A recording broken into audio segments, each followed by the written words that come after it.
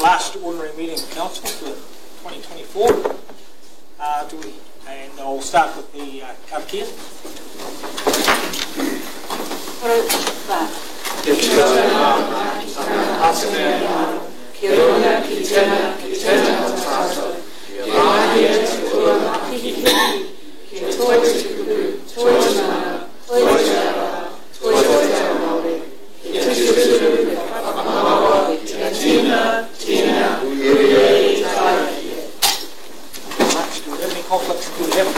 Conflicts of interest? No conflict of interest. Have an apology from Councillor Helena. Somebody prepared to move that, accept that. Thank you, Councillor Goodman. Seconded Councillor Holmes. All in favour? Aye. We go straight to public forum. Claire Bleakley. Welcome, Claire. Welcome. We'll just let you take over the microphone. You've got about 10 minutes, and then we can ask questions. Or 7 minutes actually. We'll ask questions. Thank you. All right. Kia ora, ko Claire Bleakley taku ingoa. Ko a ratepayer por te Oreori out at Castle Point. I'm also president of GE Free New Zealand, and I'm going to address you today about some concerns I have basically as a ratepayer, but also about how it's going to affect Aotearoa nationally in its exports, etc. I'll just try this and see if it works. Brilliant. Okay, so this year we have had some extraordinary weather, and I'll just go through some of the flooding that affected us out at Castle Point, as well as the Ruamahanga when it floods. Whoops, sorry, I don't know which way I go.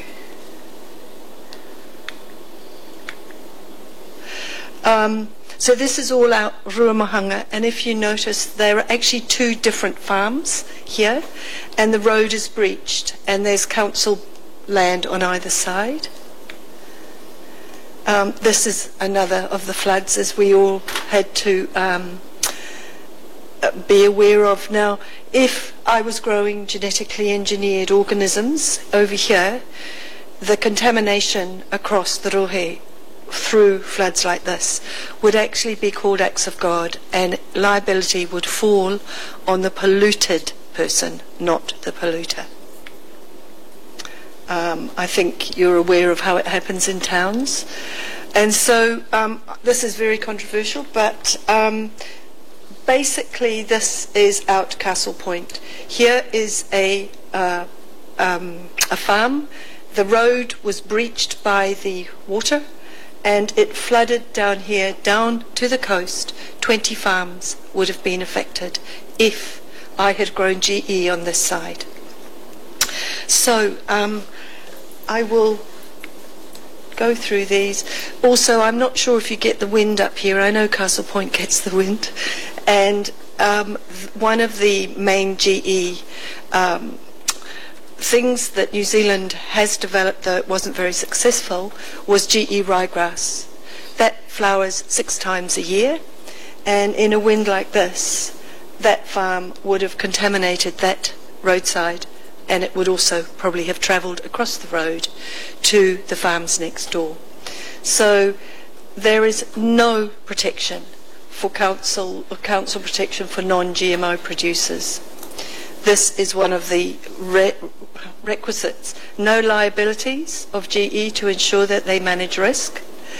And here is a Canadian biotechnology report that I have actually given everybody the thing. The failure to contain living modified organisms, incidents and impacts. So this is an overseas thing because, of course, Aotearoa is GE free.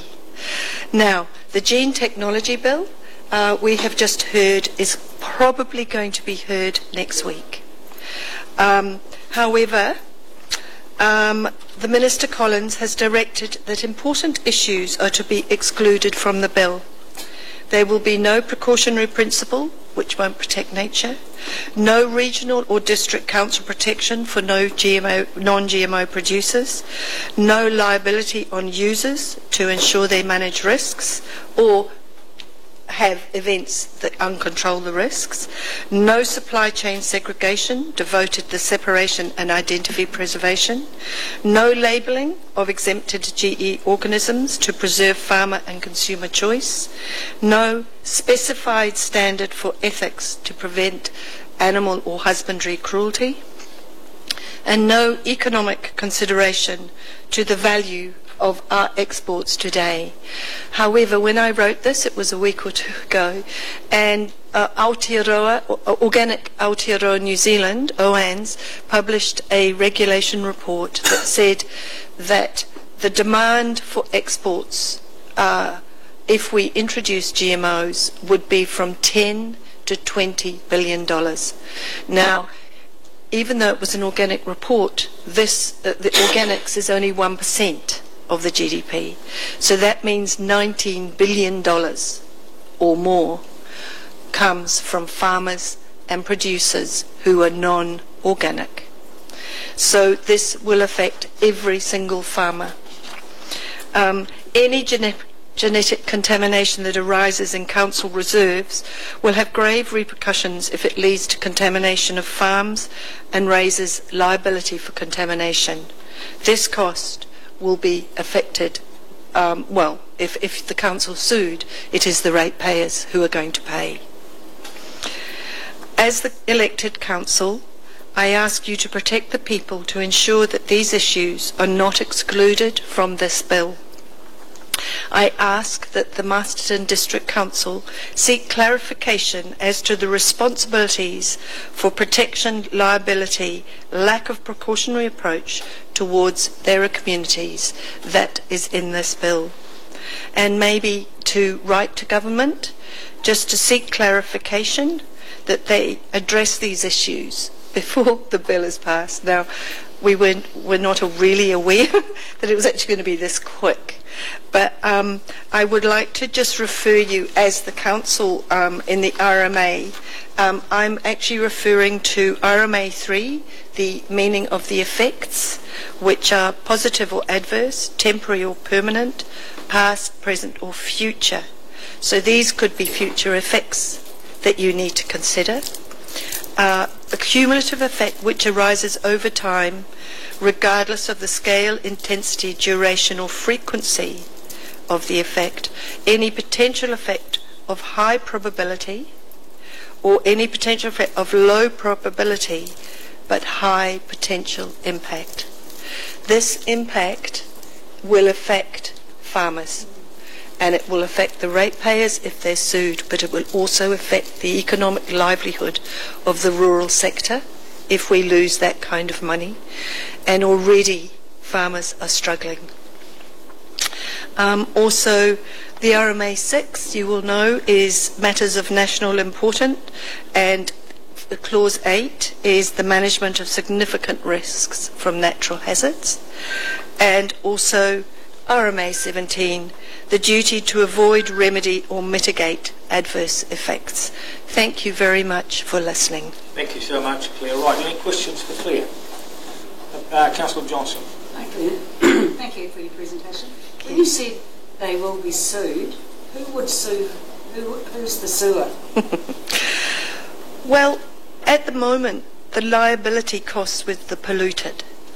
So if I lose my economic livelihood as a farmer and your berm has got GMO on it, I will most likely say, well, the council's grass blew onto my farm and contaminated me. So then I would probably seek to sue you for a loss of livelihood. But how do you control the natural environment? Well, at the moment, with the wind and the flood. That's what we're trying to say. If we release GMOs, genetic pollution is going to affect the whole country. It will affect us economically. It is unproven into its health effects. As of today, not one human health study has been done on a GMO. There was a study done in 2004 by Netherwood et al., and they did 12 subjects with 6 with colostomy bags and 6 without, and they found that the gene survived digestion and was found in the colostomy bags. However, they only found one of the subjects where it survived the full digestive system. But what I'm saying though, the natural disasters, Yeah, they're unavoidable, aren't they? they are. If there is not, I mean, I don't know how to address this. That's why I'm coming to you as the people who protect us, and I'm really passing it on to you. Because what I do know is the bill is possibly going to be read next week.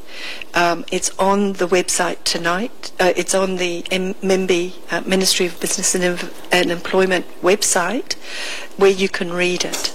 But my concern is our export. We pride ourselves on high quality GE-free food. We hear about how we're grass-fed and it's non-GMO. If we lose that, why are our markets overseas going to buy something from New Zealand with the cost of travel, climate change issues, all of that, if we're polluted? And so for me, it is something the Council, I think, needs to really consider. Maybe, is there any chance that you can say, at this stage, we'd like to place a GE-free, we'd like to stay GE-free for our community. And also, remember, genetic pollution doesn't have boundaries. So it could affect our bees, or it could travel to other rohe. Rather motu in the region. So we just got to be, I think, very aware of the issue that this bill will pose our councils. Okay, Councillor Holmes. Leah, Oh, hello, David. you know what I'm about. No, I don't, actually. Leah, I'm not going to ask the question. I'm just going to say, if the maize or whatever crop is up there has come from Canada, they've got a problem as well. So why haven't they banned it? Can I say they approved it? They can't remove it. It's now so polluted that they can't go back. But I know because of your group's rules and regulations, we can't develop a ryegrass in New Zealand for emissions, saving our emissions and our cattle. But we can take that seed over to the States and grow it over there, but we're not allowed to bring it here at this stage until this bill goes through. No, that's actually incorrect. The HASNO Act, the Hazardous Substances and New Organisms Act that came out of RMA Section 13, that there allows you to do field trials in New Zealand, okay? However, the private partnership wanted to test it in America, okay, in Missouri in America. And they did. The GE ryegrass failed dismally. And if you want to go to our website, you will actually be able to find all the annual reports from that report. That's why I can say this. So GMOs, the reason that this bill is going through is because field trials have got the public to actually put controls around it. If you exempt them, then the field trials will be able to go ahead with no regulation. Okay. Last question, Councillor Nelson. Thanks, Claire. So just for clarification, you're saying at the moment New Zealand has a point of difference because we are GE-free. If this bill passes, then we lose that point of difference, and the things we sell are going to be exactly like products that are being sold by other countries that are much more geographically advantaged than we are. Correct. So the costs of getting New Zealand products, which are the same as products from, say, anywhere else, will be substantially higher because of travel costs, so that point of difference will be going. Yes, that's correct. Well, I think just a little point of clarification, we are very far from our markets. So the offset of getting our mile points, our travel points over to our markets is offset by the high quality that we have our food. And being GE-free means that we are losing no pesticides on the growing of this. So yes, you are correct, and thank you for that question. Okay, thank you very much, Claire, for your presentation. Thank you. Thank you very much for listening. Kia pai tora. Okay, we have no late items, so we move to page 6, which is the confirmation of the minutes of the council meeting held on October 30, 2024. Somebody moved with their correct record. Moved Councillor Johnson. Seconded Councillor Lennox. Any discussion? All those in favour, please say aye. Aye. Against? Carried. Thank you. Page 18. The minutes of the extraordinary council meeting held on December 4th, 2024. Somebody moved their true and correct record. Moved Councillor Bowyer, seconded Councillor Johnson. Any discussion?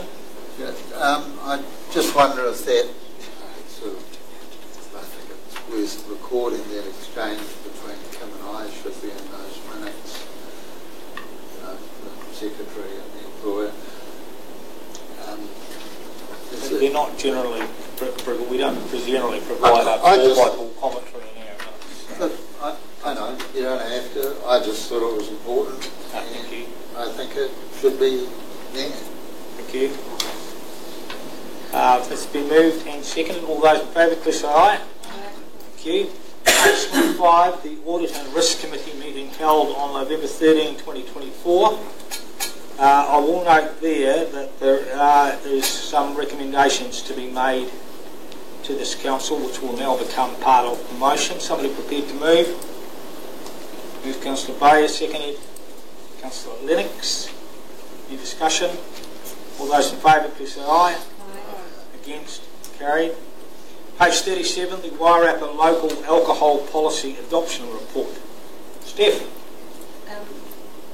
Gary, conflict of interest as a director on Trust House. Thank you. Conflict of interest from Bex. Thank you, Your Worship. I have Sophie Bradley, our policy advisor, here with me today, and she's going to present the report. Tēnā koutou katoa. Thank you, Your Worship.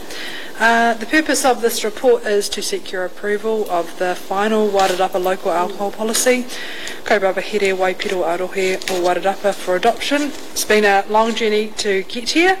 A local alcohol policy regulates the sale and supply of alcohol at a district level from licensed premises. It is a policy we may have under the Sale and Supply of Alcohol Act, and we've had one in place since 2018. Just thought I'd highlight a couple of points from our report. The proposed Wairarapa local alcohol policy was out for consultation from the 20th of September to 20 October this year. We received 33 submissions on the policy, most in support of the proposed changes. The options considered are on page 40 of the agenda, and we're regarding off-licence trading hours, special licences and location of off-licences, sensitive sites. On the 6th of November, the Wairarapa Policy Working Group considered further changes to the policy brought forward by the submitters. Most of these had already been considered by the working group, and a summary of the key feedback is outlined on pages 42 to 44 of the agenda. No further changes have been recommended by the working group. We therefore recommend that the policy is adopted with no further changes, and we note that South Wairarapa District Council agreed to adopt the policy on the 20th of November, and that Carterton District Council is considering the policy today. Subject to your agreement, the policy will be publicly notified with some changes coming into force in February next year, and then the changes to maximum trading hours will come through a bit later in April 2025.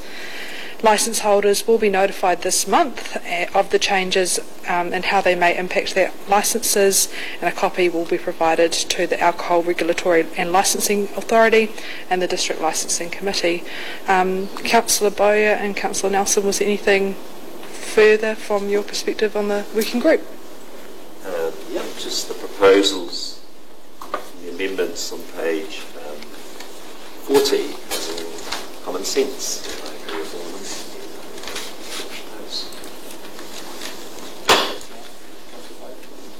Yeah, I'll just reiterate Councillor Nelson. Marston as well. We had good feedback with a wide range of options, and I think we've landed in a good place. Thank you. Okay, any questions for Sophie? No questions. The recommendations are on page 37 38. Somebody prepared to move those? Move Councillor Bayer, seconded Councillor Lennox. Any further discussion?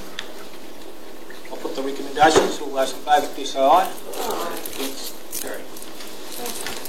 Page 80. The Parking Strategic Action Plan. That's the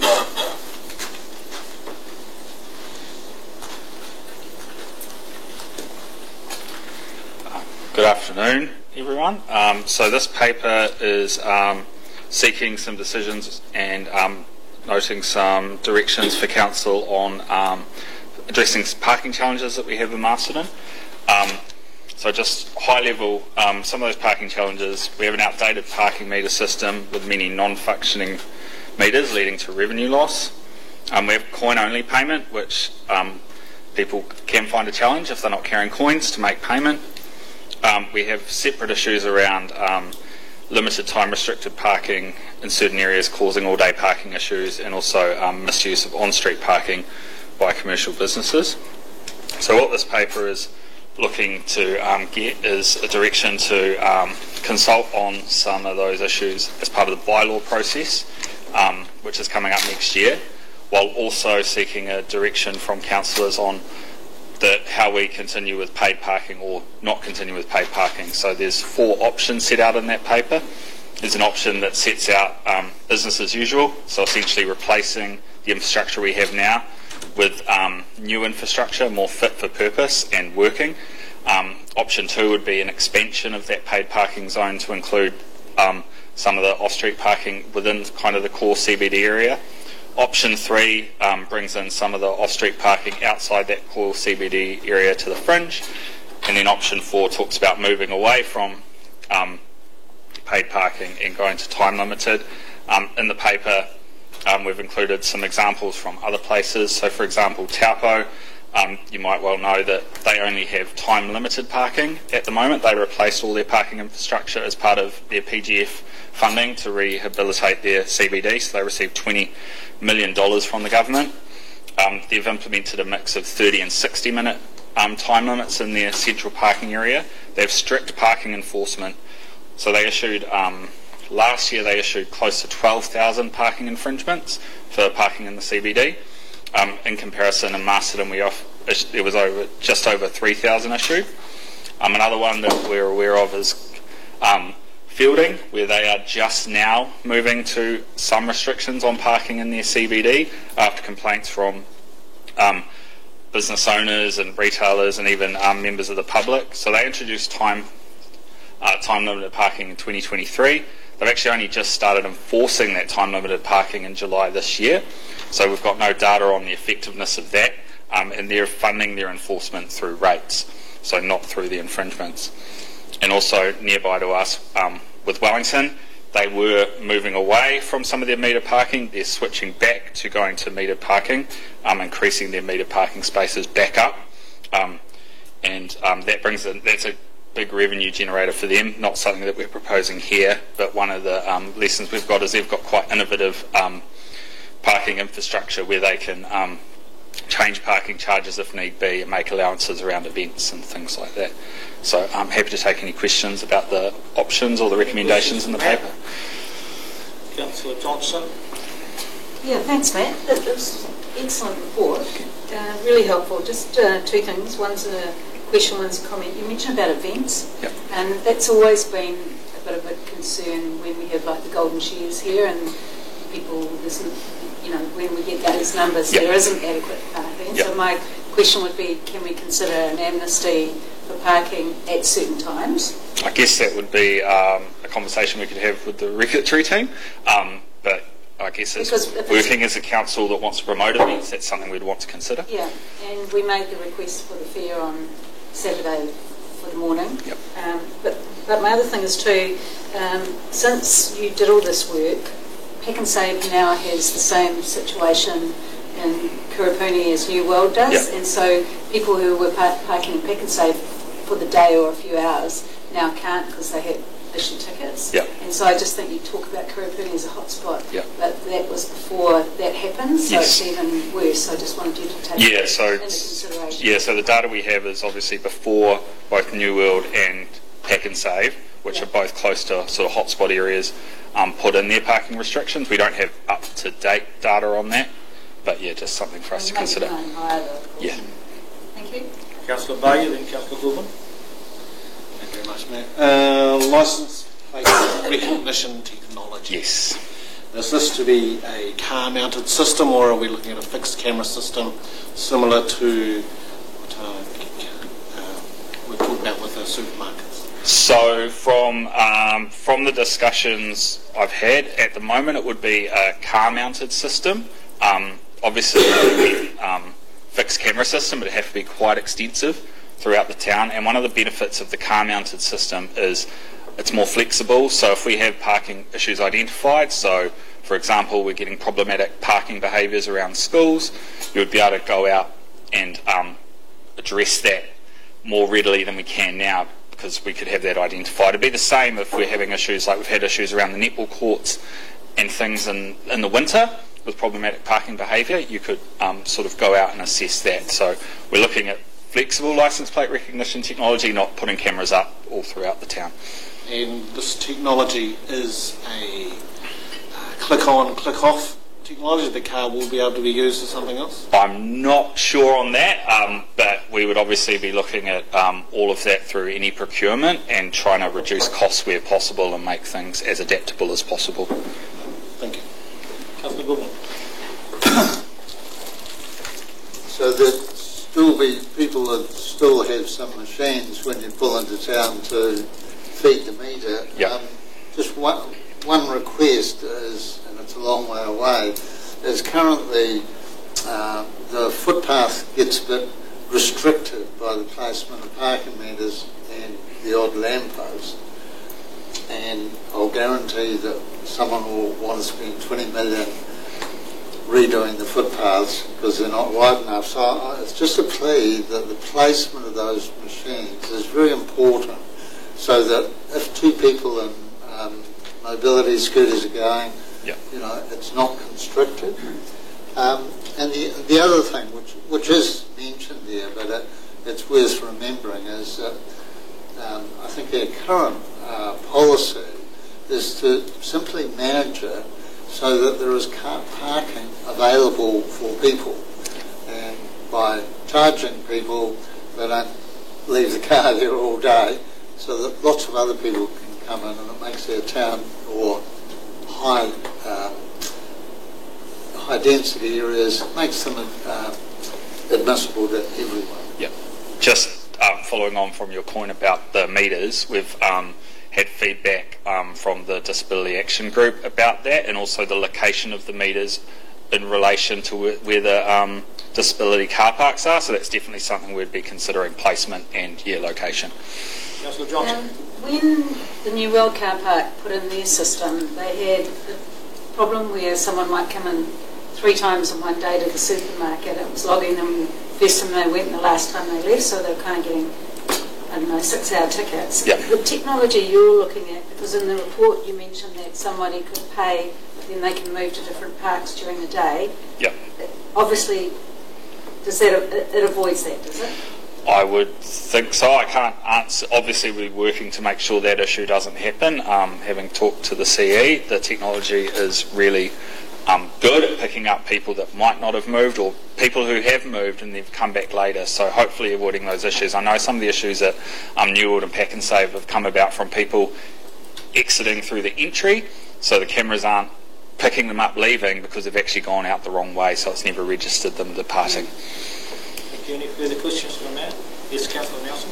Thank you, Matt. So building, say they previously had unrestricted, untimed parking in the CBD, Yep. and now they've got it restricted, Yep.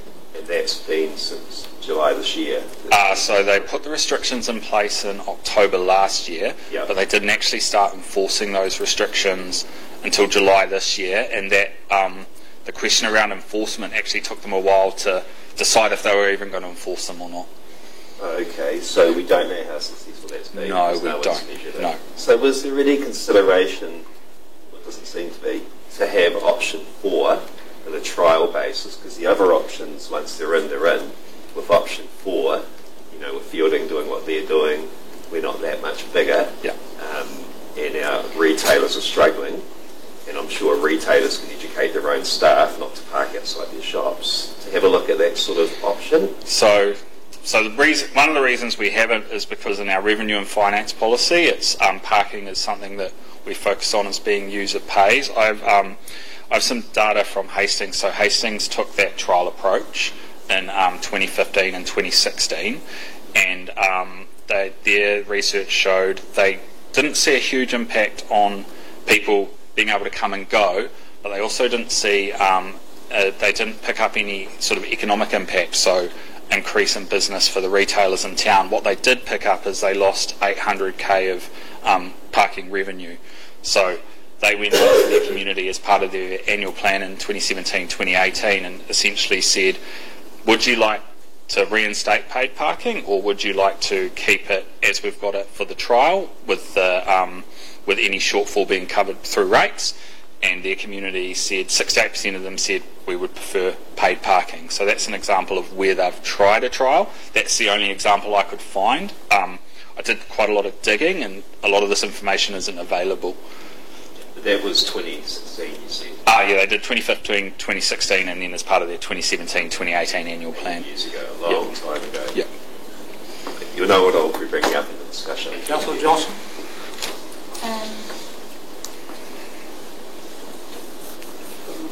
If we were to go with the recommendation, Yep. How long would it take to roll out the new infrastructure? We haven't engaged with any providers yet. We'd obviously be looking to, if possible, get it in place for the next financial year. It'll just be when we can get the systems installed, do the procurement and get things installed. But yeah, working to a timeline. But we haven't engaged with anyone yet because we didn't want to. We needed these decisions to be made. Councillor Bayer and Councillor Lennox.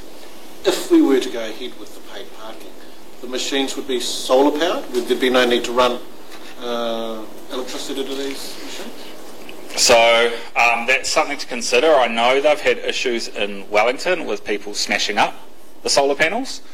So that would be something we'd have to consider as how they were powered, yeah. I'm just asking. A lot of places I go now, yeah. It's all solar powered. Yeah. Councillor Lennox. Yes, thank you, Mayor. Just so I'm clear, the option 3, which addresses approach 4, that will cost our ratepayers. So based on the current numbers that we have, it would need to be parking would need to be subsidised by rates through the enforcement costs. Obviously, if you issued a lot of enforcement notices and had a lot of fines, that might change. But just based on the level of enforcement that would be estimated, it would likely be of an additional cost to ratepayers. Yes. Thank you. Yes. Councillor Goodman, did you? Yeah, just and is it right that our current policy is to be cost neutral? We don't approach it as a revenue gatherer. It's meant to be just cost neutral. Yeah. That's correct. Yes, and what I haven't stated in the paper is obviously at the moment the cost for parking, it's just for essentially the staff, enforcement staff, and the parking infrastructure itself. It doesn't cover the asphalt essentially. So the funding for the off-street car parks for resealing, etc., comes out of roading budget, not out of parking budget. Councillor Nelson. Just for operational costs for staff, it's $235,000. Can you calculate? Can you tell me how that's what does that cover? Yeah, so that is based on our current costs. So that is based on the enforcement staff contracts. It is based on the associated legal costs and also our staff costs and customer service and overheads. It's based on what the amounts were in 22-23 plus 5% inflation. So it's not just the employment of the staff? It's not just employment of the staff walking around. It's also there's a contribution to customer services and there's also a contribution to Terry's team staff costs as well. But that's all covered, so their wages are covered in that $235,000? Yeah.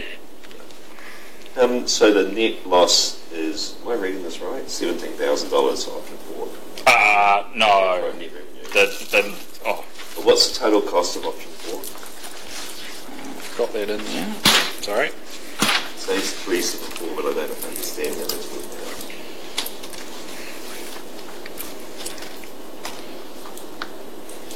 So infringement revenue, total revenue, 290. Yep. So you've got enforcement asset costs, so that would be your LPR or something like that. Then your operational costs, so that, and then legal fees. So essentially dealing with people who might take issue with the tickets, etc. So the net cost to us per year is $17,000. That is the estimate, yes. Yeah. And that's from a policy where we're not supposed to make anything on this. We're paying 17. We'll be losing 17,000. Yep. Thank you. Any further questions? Somebody prepared to put the recommendations on page 80. Moved Councillor Bowyer, seconded Councillor Johnson. Discussion? Councillor Nelson? Yeah, I'd like us to trial option 4. I mean, give it a go. We haven't got any evidence. The most recent thing is what you talked about in a substantially bigger population in Hastings than Masterton. And that was in 2015-16, and then their long-term plan, I think, 2017. And it's not going to cost us, or it will cost in terms of not gathering revenues, but there's no initial costs. And again, we have to look at there's so many shops now closing down in our CBD, and perhaps that's because of lack of parking. We don't know for sure because we haven't done the research. And this is one thing we can just push out for 1 year, and maybe I'll be wrong, and maybe we'll go with this option in a year's time, but why don't we give it a try? What would be the process for that, Karen, in terms of this discussion now? Or do I do an amendment to the motion, or do I favour for option 4, or option 3, I beg your pardon? So would you be proposing to amend that? Yeah, I'd just like to promote option 3, the one for option 3 as a recommendation, but option 4 on this.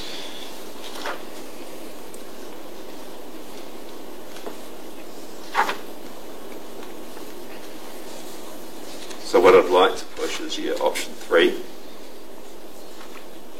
It's approach 4. Option 3 here, though. Approach 4. So because of the use of options in our papers, I like to call them approaches. It's quite frustrating.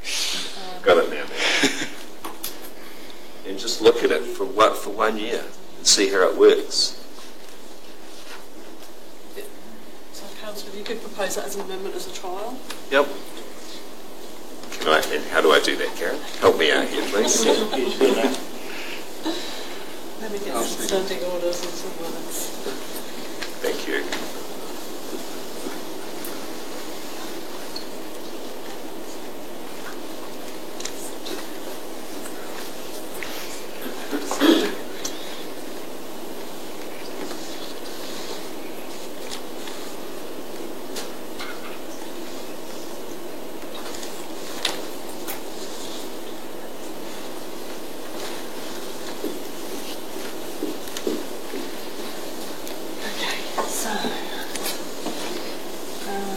So I think what we're doing is looking at, can you put that up, Harriet? Approach 3, yeah. So it wouldn't be... It's not next to table on there. Option 3, so we would agree to progress approach 4, enforcement only for consultation next year. So we'd need to consult with the community on it, because it'll be a significant change, wouldn't it? What would it cost them? Yes, it would be. It would need to go through to the annual plan as a consultation item. I'm just thinking because we've worded 5 quite...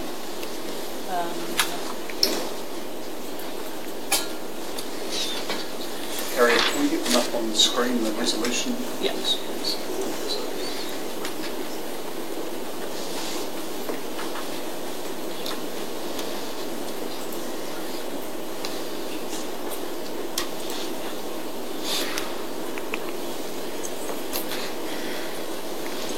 So 5, rather than agrees to retain the existing paid parking zones.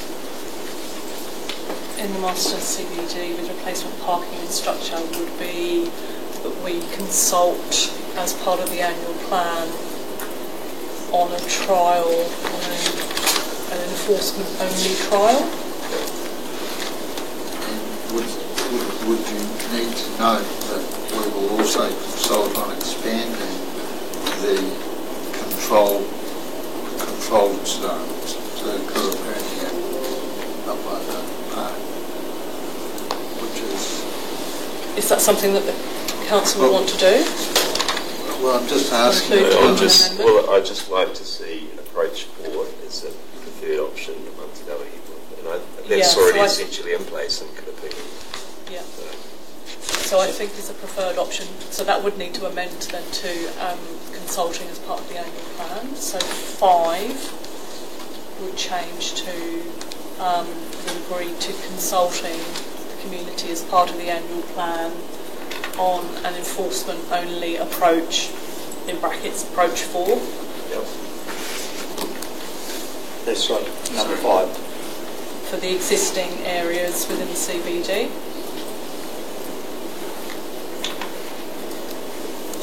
Is everybody clear on that? We just need to get it up on the screen just so that we all agree what the words are.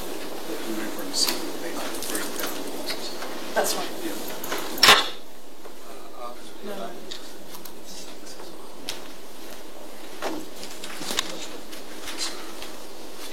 I'm headed in secondary, but I do want to discuss that the issue of up by New World and down by Kurupuranga consulting on ramping that up in the shorter time periods or whatever it is. So we intend to do that as part of the bylaws consultation. So that's already in? Yes. So we do that. So that's for noting because we come back with advice on the bylaws, and because those zones are already covered in bylaws. It's just it's like how we turn up asking you to. Part of this, really. It's in there for noting and to paint the whole picture, but it's not an agree rec at this stage here. So is everybody clear there then about the amendments there on 5? We've got a second to Councillor Goodwin, you seconding? Yep. What, discussion on the amendment? Councillor Jennings? Just responding to Tim's comment earlier, Councillor Nelson. It's an interesting fact that actually we've increased as a nation on online shopping, so I firmly believe that the demise of retailers currently is due to that and the amount of money we spend online versus parking availability in towns. Just wish to note that. Councillor Johnson? Yep. It's been documented a lot that when there is no limit on parking, that people just stay there forever. And we know that it's a problem and has been for a long time, particularly with the supermarkets that start parking around the supermarkets. And I think that if we, and the other thing is too, we're taking away a revenue stream for council that props up running this department. So I'm not in favour of enforcement only. Councillor Nelson? Just in response to Councillor Leonard, let's buck the trend, support our people who are operating businesses downtown. It doesn't have to be like everywhere else. We don't all have to go online. I buy almost all my stuff, pretty much everything, locally in our bricks and mortar stores. It's not that hard. And to your comments, Councillor Johnson, I'm aware of that. That was the case in Fielding, which is why they've changed it to a time-limited enforcement. It's not going to be open slather where you can park all day. And I'm sure our retailers will encourage their workers, just as my daughter, when she was working at 10cc, was encouraged not to park outside 10cc. And I think people can be educated to make better choices. And if I'm wrong, it's just 1 year. Nothing else. I'd like to say I'm also going to vote against this. I think that the policy that we had here in front of us was perfect for where we are today. I think the idea of spending a year draining finance is something that our ratepayers actually wouldn't want. And so I'm going to vote against this. Councillor Thompson? Councillor Mayor Goodwin? I just had a query. The intention of this, though, is to patrol and issue tickets on time zones, isn't it? So this would mean that the areas that are currently $1 an hour would become time limited. So it would switch from $1 an hour to 120, free, and then after 120 you would issue tickets. So you'd be issuing tickets after 120 either way at the moment, because you can't stay for longer than 2 hours, but at the moment you can pay for 2 hours, and under that you wouldn't pay for the 2 hours. Aren't we currently doing this, considering virtually none of the paid meters work in town? Okay, I'm going to put the amendment. Those in favour of the amendment, please say aye. Aye. Against? No. I'll raise hands. Those for the amendment, raise your right hand. Those voting for the amendment? Aye. Against? Amendment is lost.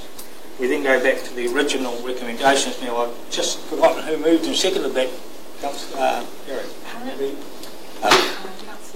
Bowyer and Johnson, right? Moved by Councillor Bowyer, seconded by Councillor Johnson. I'll put that motion. All those in favour, please say aye. This is option 1. Against? The recommendations as they stand here. Against. The motion is passed. Thank you very much. We now move to page 93, the Panama vacant land. And Matt, you're there. This one. Yes, so after a long process, we are almost at the end of stage 1.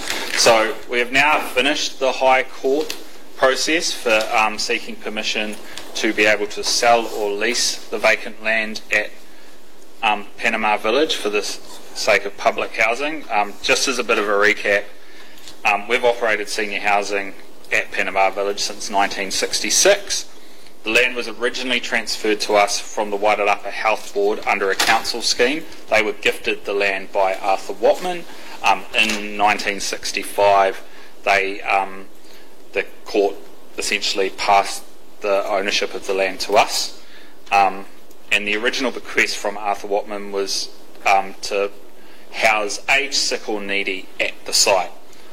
So through this process, we took in 2022, we consulted on selling the vacant land for public housing with the community.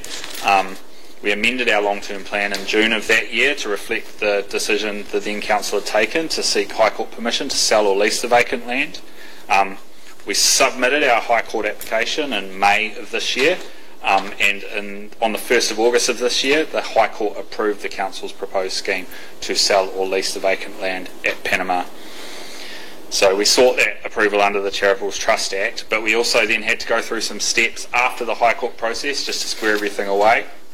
So we had to confirm that there were no living relatives of Arthur Watman that might make a claim to the land. So we, using the genealogy services that Simpson Grierson provided, we've confirmed that to the best of our knowledge there is no living relatives.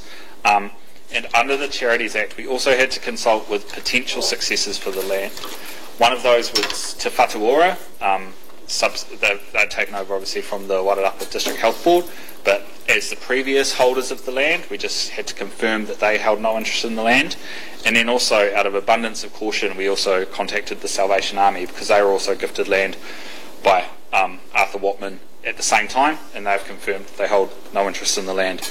So we're now seeking Council's agreement to undertake the next steps, which is essentially to develop an expressions of interest process and go out and start to seek interest from potential providers on who might want to purchase or lease the land. We're going to look at this in the whole with the wider senior housing provision that we already have. We're going to go quite openly with how we go out for expressions of interest, not discounting anything at the initial stage, because we don't know what models might be proposed and we don't want to cut any models off. We know there is some interest already out in the community. Obviously, we would be speaking with our iwi partners as this part of this process as well. when we come through an EIO process, obviously we're going to be considering the extent of the public housing on the land, the infrastructure upgrades required, what we might require from development contributions, and how the land might be subdivided, but also the impact on those that live around the potential development. So throughout the process we've had contact from people who live near, just highlighting that we should consider the impacts on them. So that's something we've taken into account. So yeah, so essentially what we're seeking is that we agree with commencing the process to sell or lease the vacant land adjacent to Panama. Okay, questions? Councillor Lennox. Thanks, Matt, once again. Just around the process, so similar to when the guest works land was sold, will the people that put their names, they'll all come back to council, basically? You'll be sharing all that information with us, and then when it came to crunch time, we'd still be part of that? Yeah, I believe we've made that commitment to council earlier in the piece. Okay. Councillor Goulden. Just on page 95, the fifth paragraph down, it says considerations to be included in the EIA process will include timing, form and extent of the public housing, blah, blah, blah, and how the council's contribution from the sale proceeds to the infrastructure upgrades would be applied to safeguard the council's funding. I just had trouble understanding that. So, yeah, so as part of the scheme that was approved, is we have to use the proceeds towards housing, our social housing, and we know there's infrastructure upgrades required at the site. So as part of the scheme, we said at first we would apply any proceeds to supporting the infrastructure upgrades at the site before otherwise applying it to the rest of the council's senior housing portfolio. So that's why that's there. We don't know what the shape of that might look like, and that's all obviously subject to negotiation. Would it be fair to say that traditionally, if a developer of some shape or form buys this land, they would be up for that infrastructure upgrade? Traditionally, yes. Obviously, it's just we're bound by the conditions put upon us by the court as part of this process. Right, but because the first sentence in that is council can add terms for developers, potential partners, Yep. and don't have to accept any proposal. So is there a limit to what we can add? No. It's just in terms of those proceeds, they need to be directed for the purpose of what the land was gifted for in the first place. So that's our major constraint, is the money that we receive from the sale or lease has to be to housing. Right. So that's the constraint we're working within. Housing, not infrastructure. So in the scheme, we had said we would first apply to infrastructure upgrades.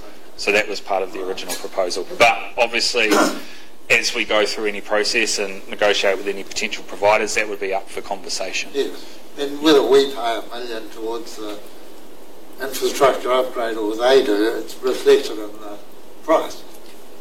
Councillor Bayer. And just around these terms as well, we've got the ability to add a term around them having significant green spaces within that area, or? Anything would be open for discussion as part of that, yes. Thank you. Any further questions? No further questions. Somebody prepared to move the recommendations on page 93? Councillor Nelson? No, it's Oh, just that's put it right. in. But I'll move it. Okay, good move. Councillor Nelson, second Councillor Bayer. Further discussion? No further discussions. I'll put the motions. All those in favour, please say aye. Aye. Against? Carried.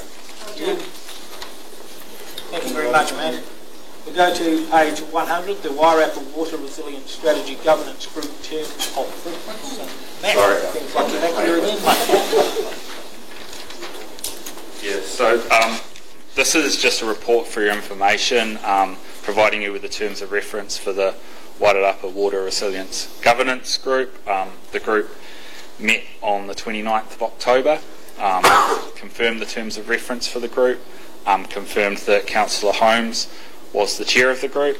The council was also represented at the meeting by Masena was there, and then Joe and Robin were both there, and then I was attending as well. So essentially we've adopted the work program, so now this is just the terms of reference for that group. I'm happy to take any questions or anything. Questions, Councillor Goodman? It just wasn't clear to me. I'd just like some discussion on the involvement of council, because to me, I wouldn't want to delegate too much to this committee. I want it coming back here continually. I want that strong connection. And I can't quite see it. Maybe on page 4 you've got a new diagram. The second box down. Sorry, that is really small. Where it says, as per, I'm not even sure what it means. Take direction from councils as per normal arrangements. Just seems a wee bit loose. So I guess it would be that any funding requests or project requests or anything would come through council's usual long-term plan or annual plan processes, so it's not committing the council to punting up funding without any agreement or coming back to the council table or anything like that. I just wonder if it needs a little more definite. There's some of them are big issues, and I just think they should be coming back to council on bigger issues, not necessarily tiny ones. Yeah. But that's the only criticism of that. So council has already agreed the strategy and the implementation plan, and so we'll be working within that implementation plan. If there was anything outside of that implementation plan, we'll be coming back. We will be regularly reporting both through the activity report and through the chairman of the group in report backs to council meetings. So you will be kept up to date regularly, and permission sought for anything outside that implementation plan. Well, and it sort of came up today a wee bit earlier on in the day. I'm asking about the difference between being kept up to date and being involved in decision making. So the decision making has already been made when we were operating within that decision making. If there's anything outside of that decision making, outside the strategy or the implementation plan, we will come back to council. Thank you. Councillor Holmes. Yeah, the committee. You got a question, Councillor Holmes? No, sorry. The discussion is coming up. Just trying to. Any questions?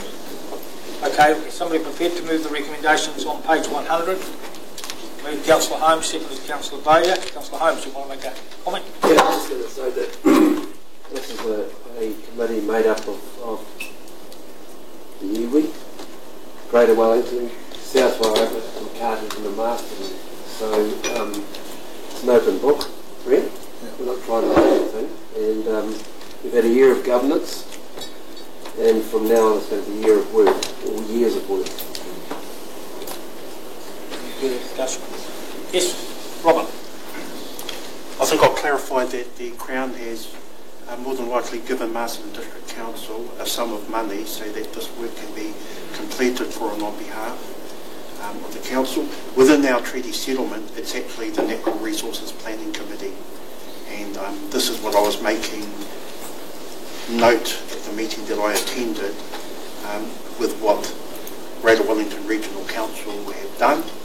So Greater Wellington Regional Council knew that in our deed of settlement, which was the normal Kako Redress Bill, that there would be two parts to Wairarapa and Moana Statutory Board, and we would also have a Natural Resources Planning Committee which would make up Marsden District Council, Carterton, South District Wairarapa Council, Department of Conservation, a couple of others, and iwi representation.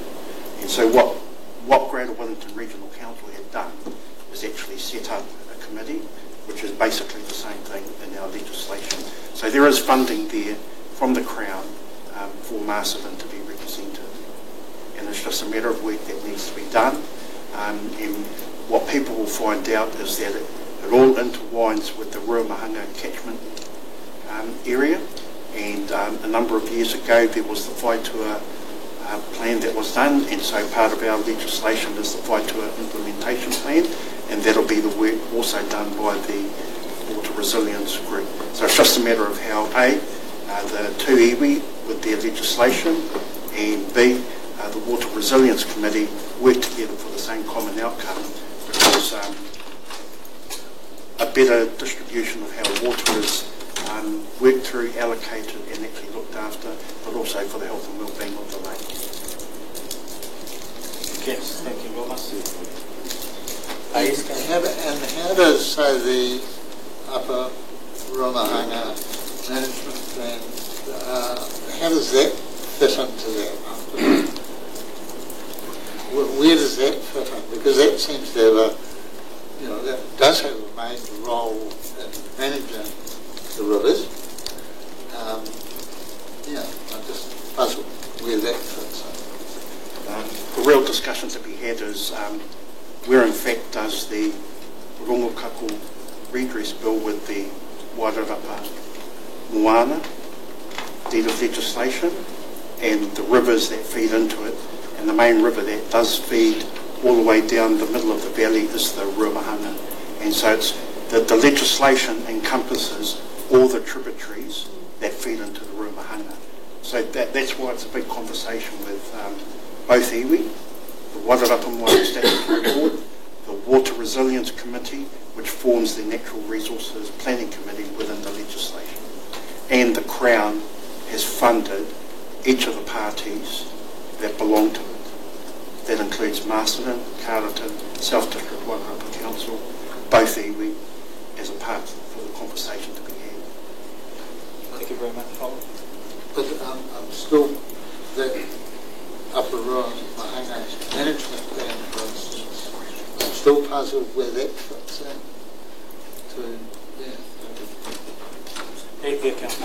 The Upper Rumahanga management plan is completely funded by Greater Wellington. And it will be part of the resilience as we go through. So is that part of, that's what I'm asking, is that No, part it's not a formal part of the resilience, but it's part of Greater Wellington's river management schemes. Because they also have a river management scheme down South Wairarapa as well. Yes. Yeah, it's just understanding how it all, the jigsaw fits together. Okay. Which seems I'm just a little bit. So it's been moved by Councillor Holmes, seconded Councillor Bowe. The recommendations on page 100. All those in favour, please say aye. Aye. Against, no. Page 106, Strategy, Policy and Governance Activity Report. And Karen, is it you and your team or just you? I think it's just me today, but Matt's going to hang around just in case there's some questions for the team. So far from winding down for Christmas, you can see that there's a lot on. There's been a lot going on nationally with Treaty Principles Bill. We found yesterday the new RMA bill and the third Done Well bill have been announced and laid, and they're going to be read in the next few days. The regional policy statement, Plan Change 1, which is on climate change responses, has gone through to appeals. There's been a number of appeals, particularly from territorial authorities within the region, to that plan change, and so that will continue.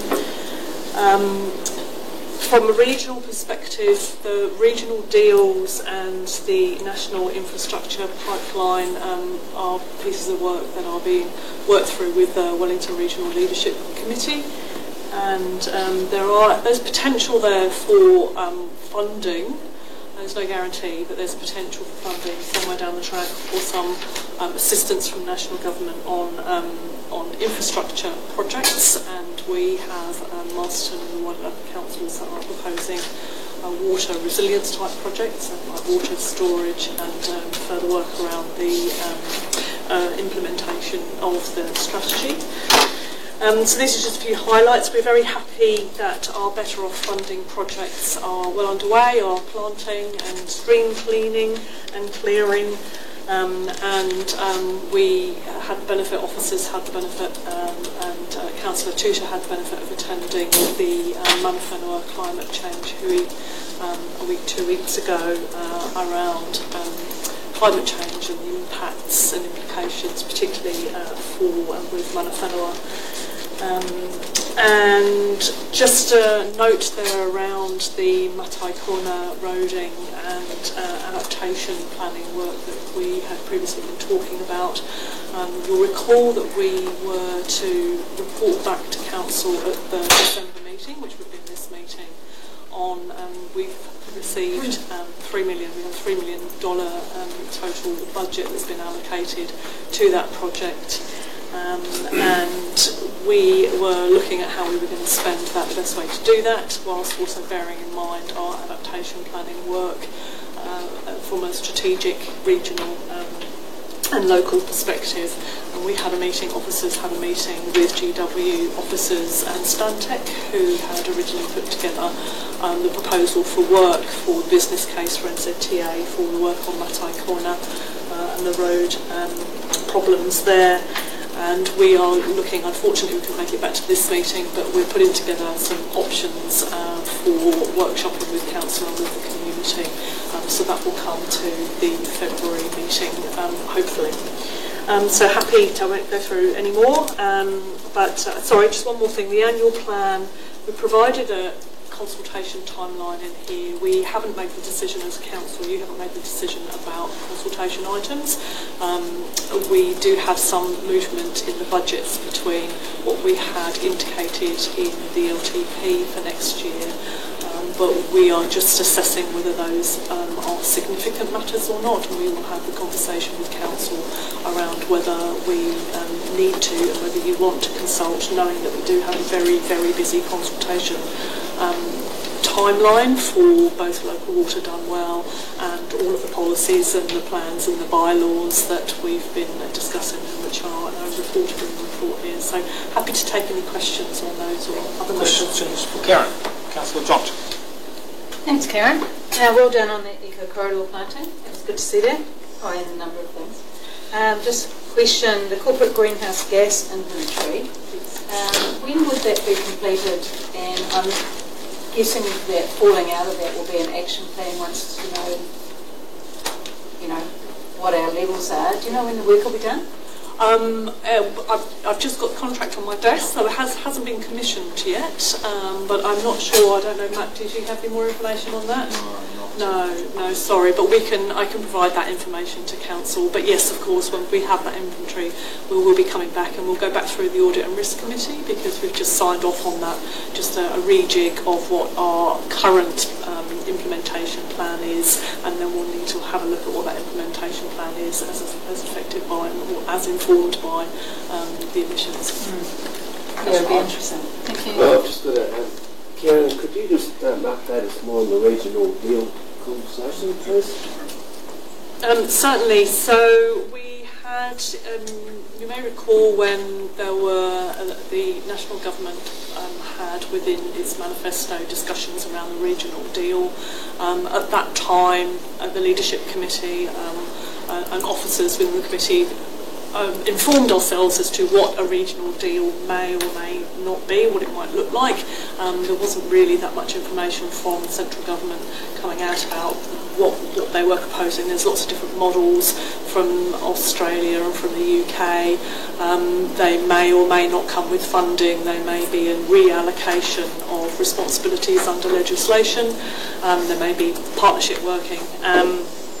We've had a letter from the Minister, I'm pretty sure it was the Minister of Local Government, saying that they are interested now in pursuing regional deals, and basically asked regional groupings such as the Wellington Regional Leadership Committee if we were interested, what we wanted to put forward and what our proposals were for a regional deal. So we've got a draft response to that. I'm not quite sure if you can see whether that's actually been signed yet. Not yet. But part of that, so it's focusing on particular areas of work that would be beneficial to have central local government partnership on delivering, and they'll be mostly around infrastructure projects. So again, we are very interested in our water resilience work, whereas some of the councils across the hill are more interested in aspects like some transport planning and some really major transport projects. So would that involve the Iwi? Would they be involved in that as well? And For iwi are... why Aboriginal? I'm just thinking why Aboriginal gear. Yeah, absolutely. Iwi are members of the Leadership Committee, and so by working through the Leadership Committee we can make sure all voices around the table have input. Councillor Turcher. My question was really the same as David, so you seem to have answered. Sorry. It's all right. Any further questions? Councillor Goulburn. Just the point 17 on page 109. We were talking earlier about shops closing because of online shopping, which I'm sure has an influence, but I suppose I just want a bit of clarity on the numbers there, that provincial and rural regions experience more significant challenges with economic activity declining by 0.3 and 0.4%. So I presume, I'm just a bit weak on maths, if you add that to the inflation rate, that's how much our economy's contracted in this year, and a similar thing, but with a bigger number, if I'm not mistaken, happened last year. So this is over 2 years of shrinking economy. Is my interpretation correct? If that's the maths, then I assume it is, unless there's anything that Matt, any other information that Matt has. So our GDP has grown over time, over the 2 years, but there's a reduction in economic activity. For us, that's coming through in things like retail spend. Obviously, as people are feeling. Can I just clarify that the GDP per capita has declined. I know the GDP has increased, and I know there's been quite a lot of population increase in places like Auckland, but that hasn't here. And that's why when you look at GDP per capita, you see a decline, which is another word for recession in my language. And all I'm pointing out is for over 2 years we have been in recession with negative economic growth. And it's worth remembering that when we go spending. Thank you very much, Councillor Goodwin. Any further? Councillor Turton. Does this go down to dangerous and affected buildings and sanitary buildings? We are currently working on a revision to that policy, and that will be brought back to the council for agreement to go out to consultation on a revised policy. Can I ask a question about that? You certainly may. Okay. Apart from cooking pea or things like that, I'm not really sure what else would be involved in sanitary and dangerous goods and buildings. So could you give some examples?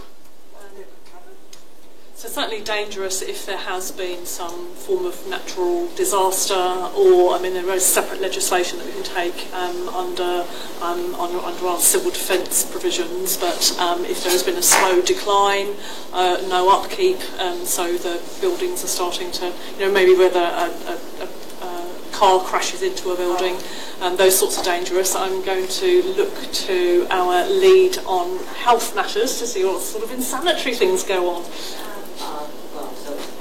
Perhaps lack of sanitary fixtures, or the sanitary fixtures may not be working correctly. And then there's also things about, like the lack of, like it's extreme, but lack of maintenance to properties, where, you're missing big sections of the floors and things like that as well. The condition of like leaks and things, so you've got, a lot of like mould and growth and things like that. Thank you. Councillor, any further questions? Councillor Goodwin. I'm just curious, maybe you from South Wairarapa, did they have some, do I recall seeing some issues with some buildings there where they were trying to classify them but couldn't? Does that ring a bell? Featherston. There's several empty buildings that have been empty for years, and I seem to recall them trying to get some action, trying to use this legislation that I was passing. The only ones I know. I know the buildings you're talking about, Councillor, but I don't know what action had been taken or not for those buildings. Any further questions? Councillor Tudor. On page 117, you've got the employment requests, and I just wondered if 10 requests is normal.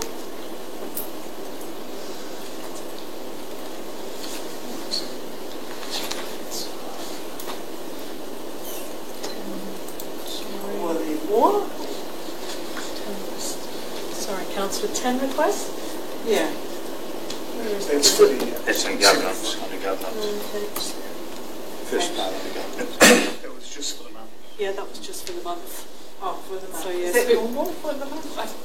You can do the steady stream, looking to Harriet here, but yeah, there's the steady stream of that number. I mean, the numbers are down on last year. I'm quite sure what was going on last year. And people are allowed to request information about employment issues. Under the Privacy Act, they can request information about themselves, any personal information that an organisation might have about themselves. Under Lagoima, it would depend on what it was, and then we would need to assess whether that information should be withheld, for example, on privacy grounds. So if it was information about somebody else. It depends on what the information was, I think. And also, you were asked for the cost of complying with treaty, whatever, so would you know what that cost is of complying? So we have responded to that, and the known cost is only in relation to the appointment of iwi representatives to the council. Of course, there's all the other work that we do to give effect to the treaty principles within our normal business as usual. We can't quantify that, but obviously, we would do as much as we can to make sure that we involve iwi in all of our decision making, all the work that we do. You can't quantify that, and I'm pretty sure that was the response that we gave. Well, thank you. Further questions? No further questions. Somebody prepared to move the recommendation that we'll receive the update from the strategy, policy and governance schemes. Move Councillor Holmes, seconded Councillor Lennox. Any further discussion? Yes, Councillor. Just on the environmental side of it, for short, I just wanted to highlight to everybody the mention here is about the fires and the wetlands, how serious it is. Just like to imagine if these pine trees out here go on fire, the environmental damage is going to be done between here and the coast. I'd just like to highlight that. Everybody's talking about planting trees for emissions and all that, but that's the downside of it. One of the worst downsides of it. Thank you, Councillor Holmes. Any further discussion? No further discussion. I'll put the motion. All in favour, please say aye. Aye. Against? Carried. Thank you. We now go to page 120, the Community Activity Report. Corin. Thanks, mate. Afternoon, councillors, your worship. So I'll take the paper as read and just highlight a few things from the report. Good to see the Library and Archive have the opportunity to take part in the Wellington Heritage Festival, and that was the first time that activities have been over here on this side of the hill. And although the weather wasn't totally in our favour, it was great to see members of the community out as part of that, and looking to build on that next year. And then noting in the customer area, we're seeing more activity through Enteno, so this is members of the community actually telling us about things that are going on, issues they're seeing. That's great. It's great that the community is using Enteno. It's a really effective way of actually communicating through to council things that need to be looked at, and it's one of the easiest ways to make sure that we actually, the customer team, can ensure that things get done. In the community development space, of course, as you know, we're in the heart of the event season, so we had the fantastic Santa Parade a couple of weeks ago now. It was lovely to see so many members of the community out and elected members as well and staff. A really fun day, and of course it's built on the 12 Days of Christmas, which we're still in the midst of, and will end tomorrow with carols out by the town hall in the square there. And also just an update for you in terms of Youth Hub. So as you know, the Youth Hub's open. We've got our first regular agency in there as of today, so that's fantastic to get that going, and the team's working with some other agencies about getting so they're recurring bookings and use of that space with a youth focus. And we'll have the summer holiday program also running from there for 2 weeks in January. So Pacifica or Wairarapa will be running that out of the Youth Hub. So again, a really great example of how we can use that space for our rangatahi and youth. And of course we've got the summer series, which is happening once a month there.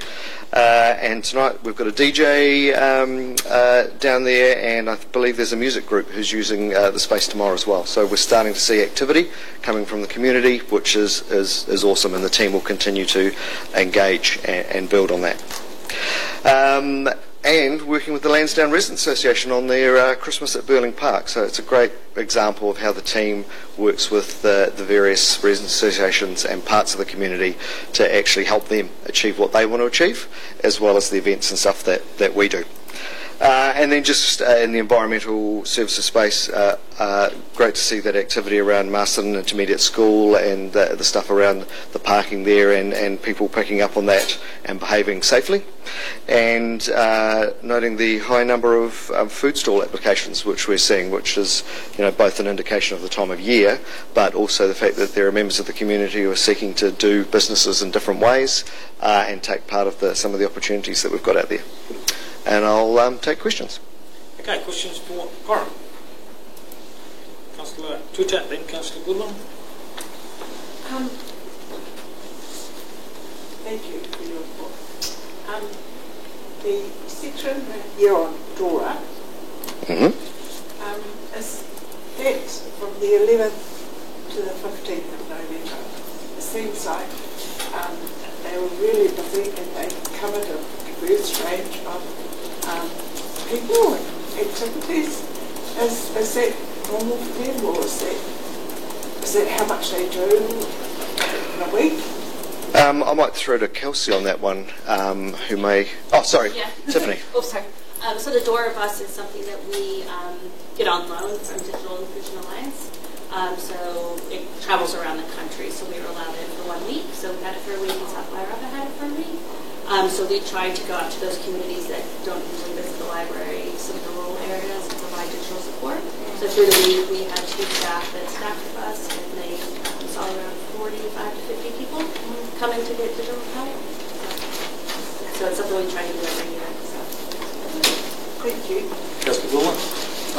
Yeah, I was just going to, I know I've asked before, but it would be helpful to have those numbers you just gave us in the report. Councillor Goodwin. No, Councillor. Anything else for Coram? Questions? No. So Sally, you're prepared to move the recommendation that we receive the update? I sure will. Second. Councillor Vaya. Right, discussion. Councillor Lennox. Thanks. Thank you. Oh, why are you sitting down? Well, you're in discussion, but I will... I'm discussing and directing it at you. Thank you, Corin, and thank you to the community development team. I guess for me, one of my end-of-year highlights will be around this youth hub that has finally become a reality. And I guess for me, hearing that one of our very own local lads, expat Masterton, Lennox, is going to be DJing at the youth hub venue on Friday night is wonderful, because I tell you what, when I was 17 and I left Masterton, how was I going to come back to this place? But the fact that youth that do leave want to come back and be part of our awesome community again and entertain our youth, I just think it's a win-win. So I just want to say how delighted I am that Youth Hub is finally here with us and underway. So thank you. So what did bring you back? Thank you. Not you. Okay.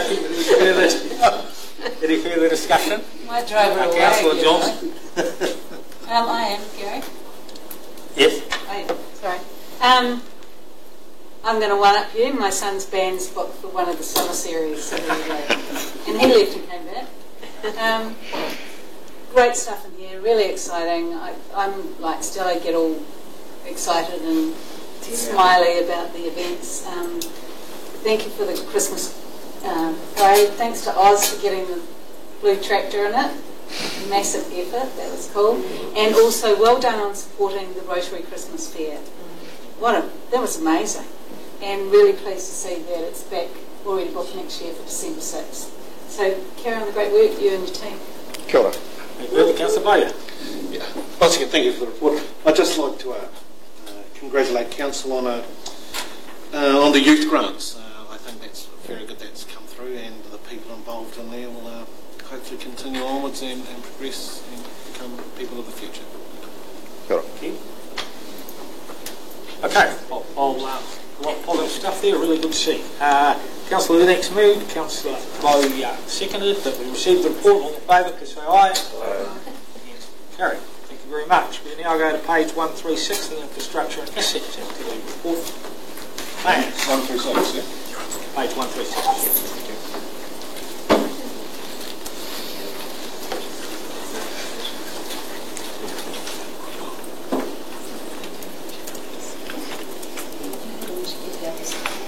Good afternoon, Your Worship, Councillors. I will take the report as being read, but I'll just highlight 2 or 3 things, particular achievements, I think, from the group this month. The first one is the self-assessment that the roading team undertook, which was an initiative driven by Kane.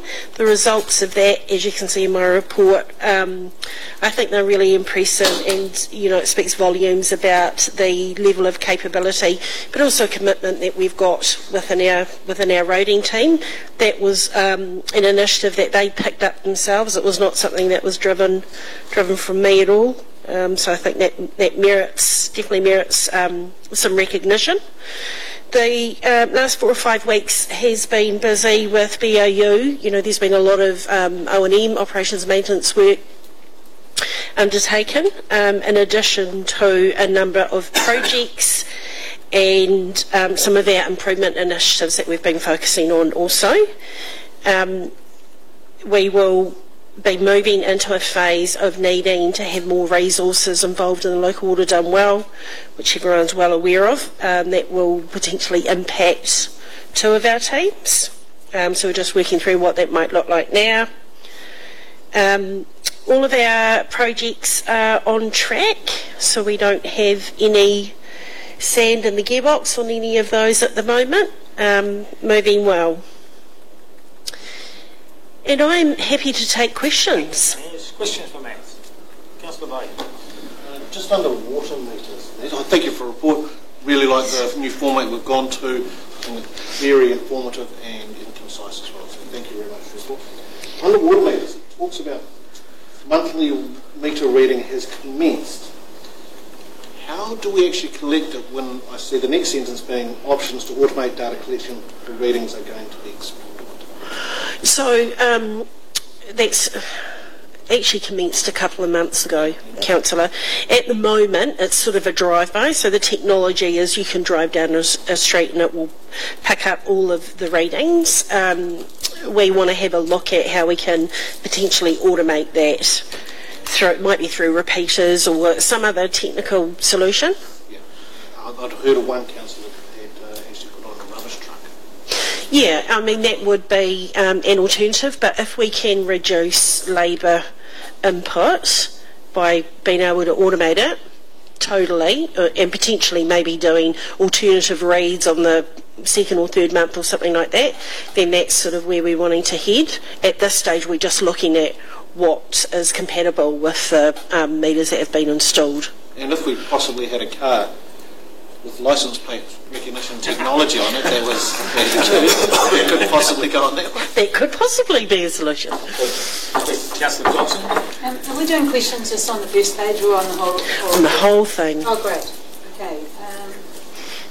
First thing, well done on getting the counter offer for Higgins accepted. That was excellent. My question is, there are roads subject to reversal, for the speed restrictions. I'd be interested to know how many roads we've got and which ones they are.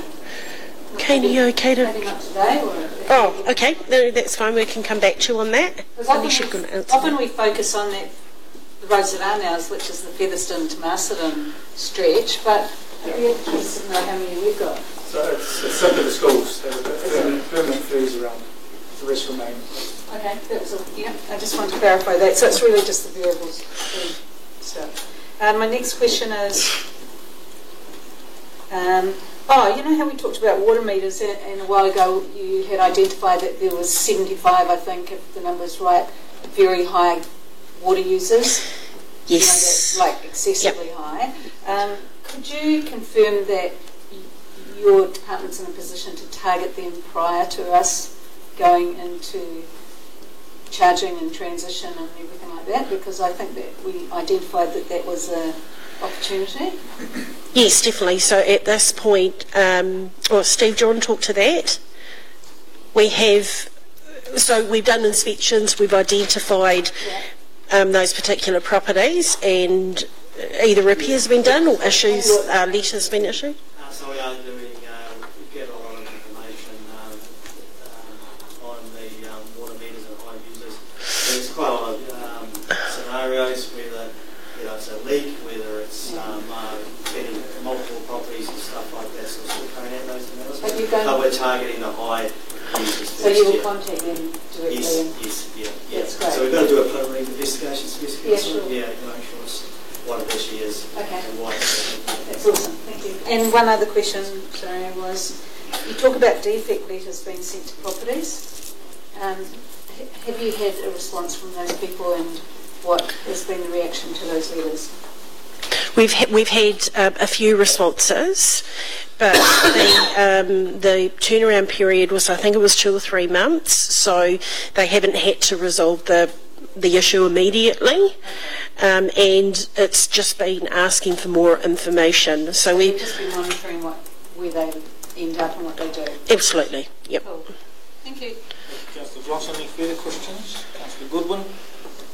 Just on the footpaths, it says reduced budgets are confirmed, sites being programmed for May 2025.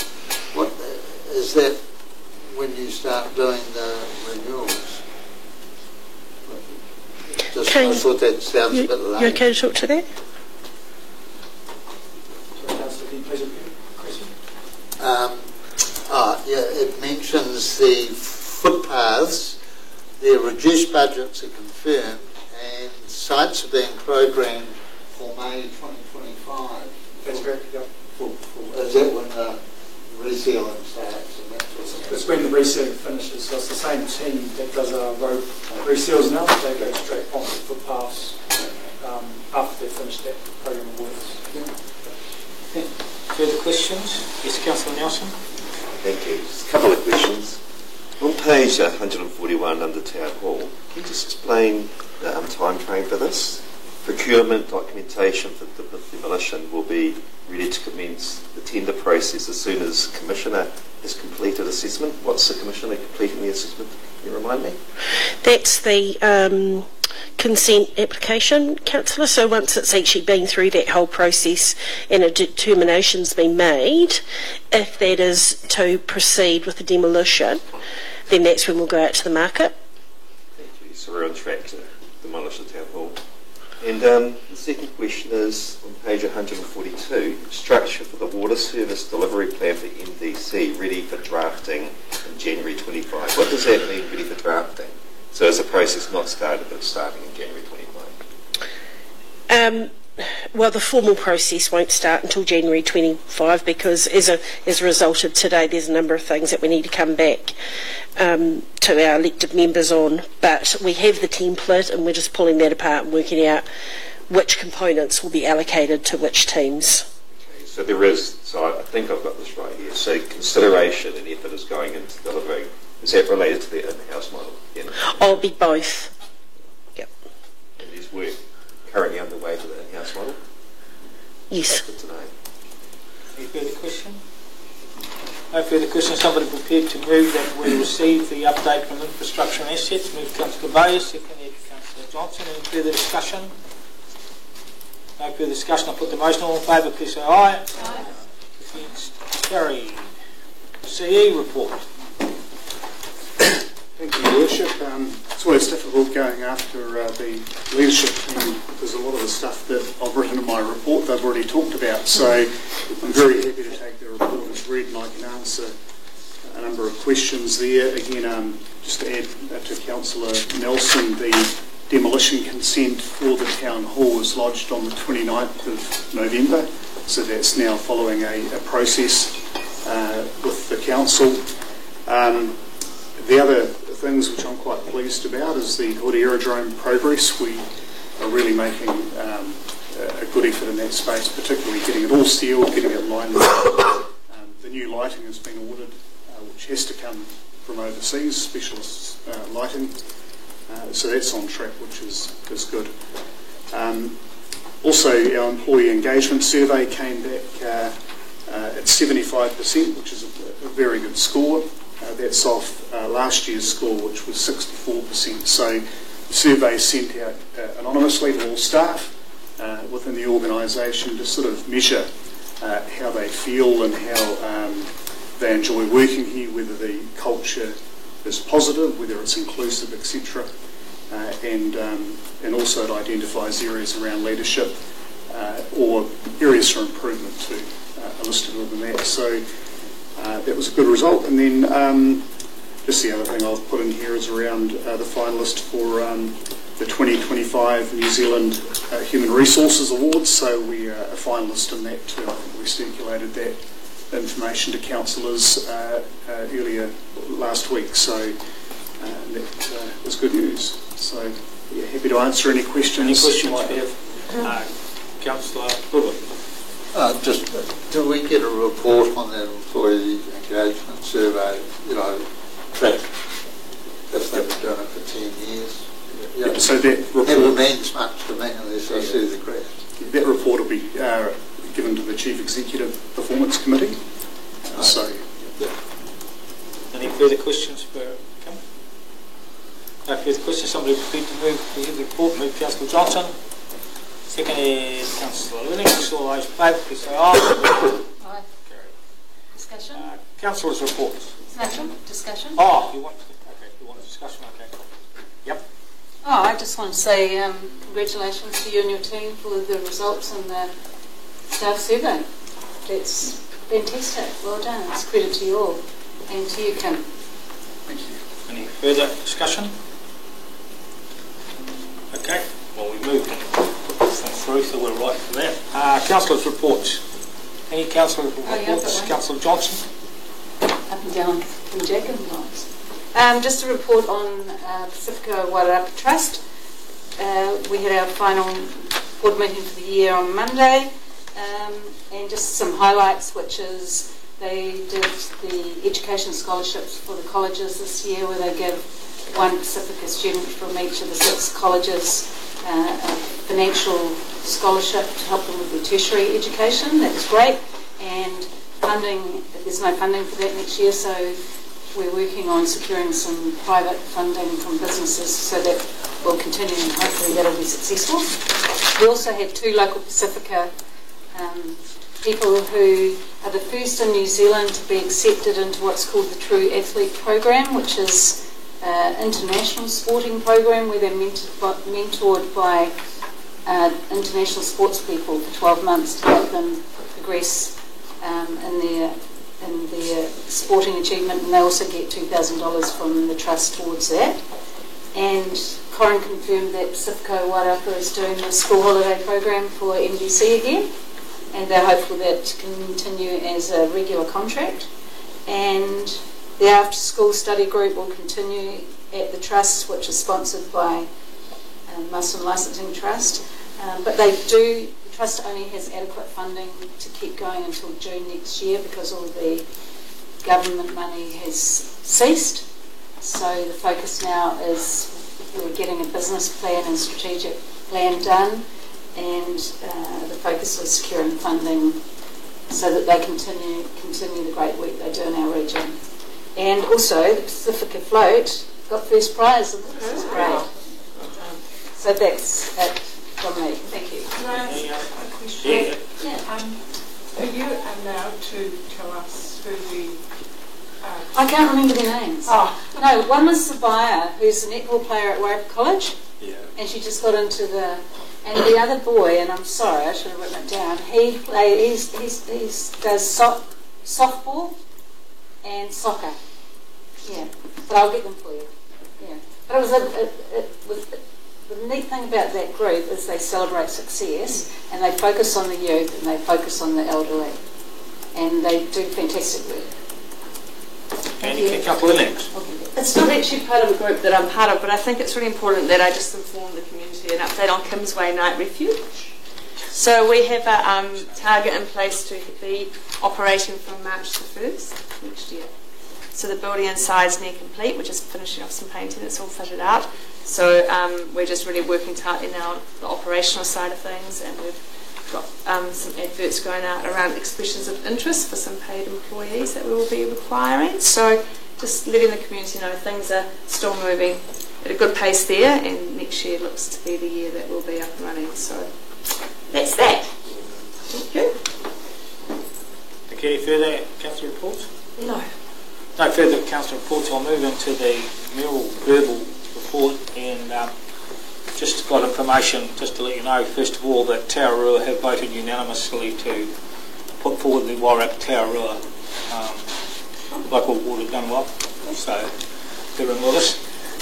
The highlight this week for me was the annual Wairarapa Police Awards held at Wairarapa College, and what made that a real highlight for me was that two men who have done so much good work in the community and have done so much through the council, and Nelson Rangi for his services to both iwi and the general community, and Bruce Pauling for his outstanding work with the Wairarapa Road Safety Council, were given special awards. Amazing for me that Nelson at 96 got up there and gave the most wonderful speech, and I think we were all saying there that if we can get to 96 and still be as articulate as that, we'll be doing real well.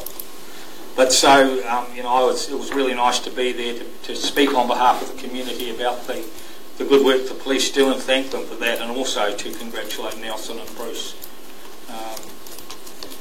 Yesterday, Kim and I had a road trip out to Riversdale Beach and Castle Point to check out all the work council is doing there, and to meet up with locals. I think we were really pleased with the look of both places. I don't know whether Tim had managed to talk to council staff before we went, and they got on to everybody and made it look really tidy. The places look really, really good, and one of the things that's very comforting to me to know is that the relationship between the council and those communities is very, very close. They were very supportive and praiseworthy of what council is doing in both those areas. And that really touches on my next point, which is that there's been, one of the great things for me as Mayor has been that there's so much positive stuff happening around Wairarapa, around Masterton at the moment, getting a heck of a lot of good comments from people about our community development work, the Christmas parade, party in the park, absolutely tremendous. We of course, we had the Morrisville Fair, which can tend to be forgotten a little bit, but that attracted a very big crowd. And then we had that Christmas fair with Rotary, which was fantastic. And it was, I think, one of the real good things for me about that was that the business community here gave it their full support. And there was a lot of shop stores outside, shop furnishers. And tomorrow sees the carols in the square here in the town square. I hope you all can make that. And then on Sunday, the Lansdowne Residents Association has another Christmas event at Birling Park. So it's been a really positive time for us and for our council. A lot of really good comments about decisions made by council to me, and also just about the way the town's operating. And it's nice when you walk uptown at functions like the Christmas fair, and people are actually stopping you and saying, good on you, things are going really well, keep going. And it's really nice. Finally, as this is the last ordinary meeting of the council, I like to pay on behalf of councillors a special tribute to our staff, Kim and your staff, for the outstanding work that you guys have done over the last 12 months.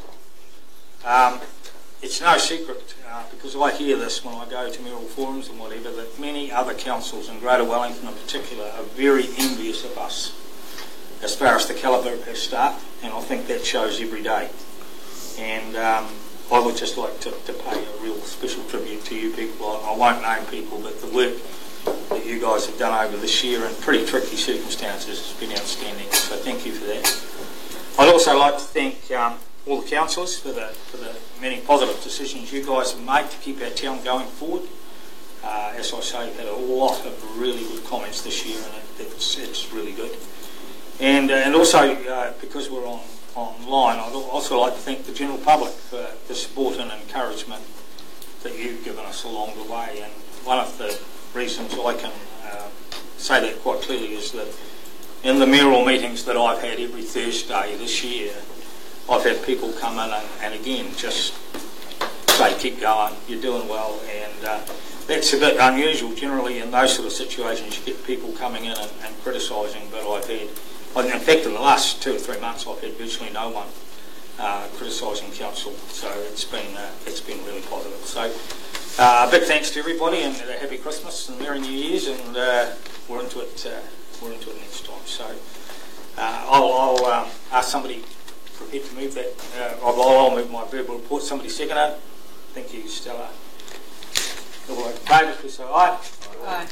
Thank you. And now we'll have a 5-minute break before we come back to public excluded.